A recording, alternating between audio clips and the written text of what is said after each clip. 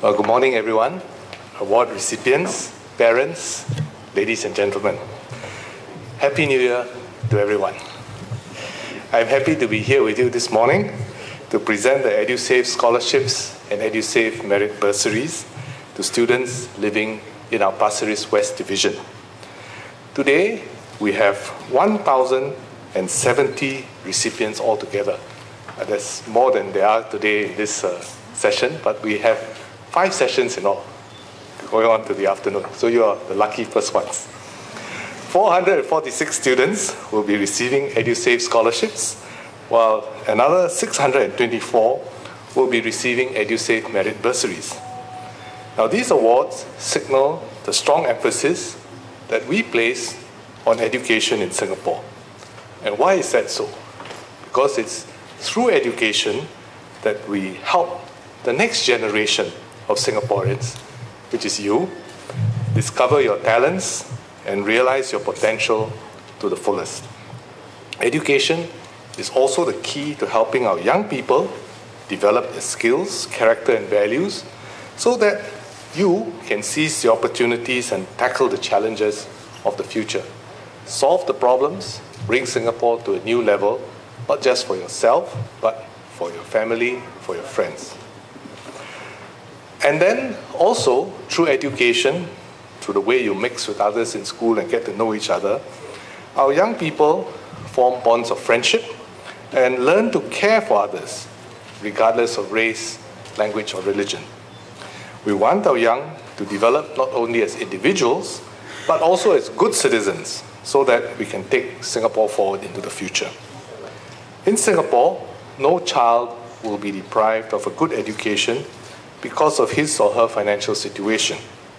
And this is what the Edusave Endowment Fund is all about. It was started in 1993. What we did from 1993 onward is, when we have budget surpluses, we put some of it aside into this Edusave Endowment Fund.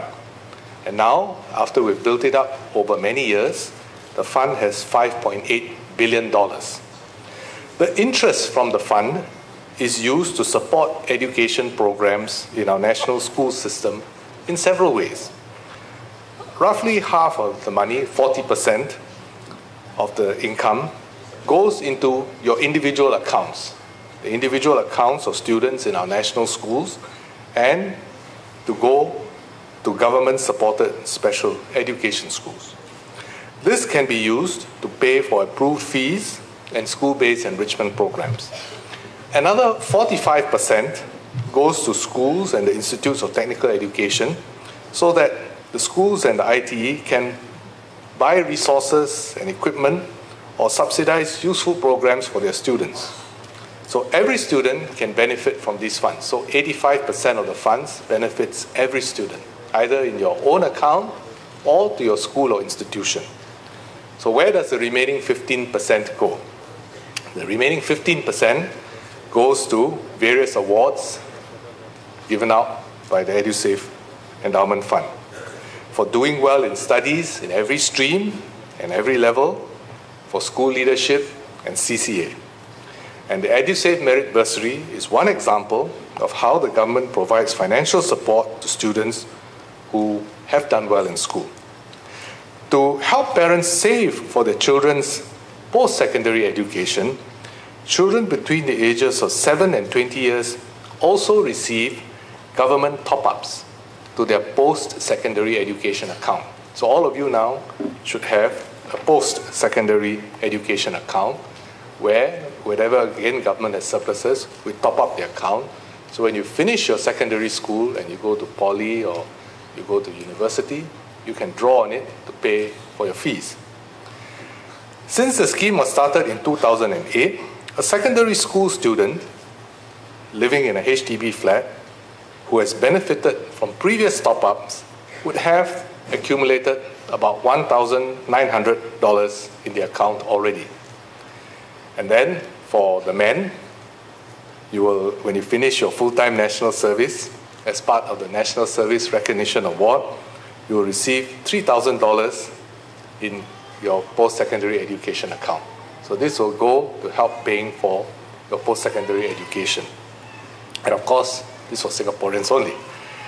And those commanders, when they finish their national service, will get an extra $500, so $3,500 instead of $3,000. There are also other assistance schemes available in schools and from the community to help students whose families are facing financial difficulties to ensure that they can continue their education. And many of them are our religious organizations, the mosques, temples, and other groups. Yesterday I was out in Punggol and gave away some to some needy families. So congratulations to all our recipients for your achievements in the past year. I hope that the awards will motivate you to continue working hard and to enjoy the learning experience in school. What's important for us as a country and for each of us as a family is this: we invest in our future. Why is it that your parents pay so much attention to you and your studies and give you all the things that you need in life?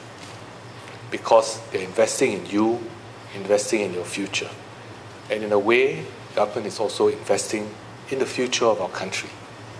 A family can do well, a country can do well if we invest in the future. If we spend everything, but on consumption things, toys, sweets, and so forth, and we don't invest in the future, something that will bring us a return in the future, then from generation to generation, family or the country will become poorer. But if we invest in the future, leave something for the future always, from generation to generation, family and the country will become stronger and better off. So this is what the Edusave is all about. So I wish everyone all the best in the new year and do your best in your studies all the time. Thank you very much.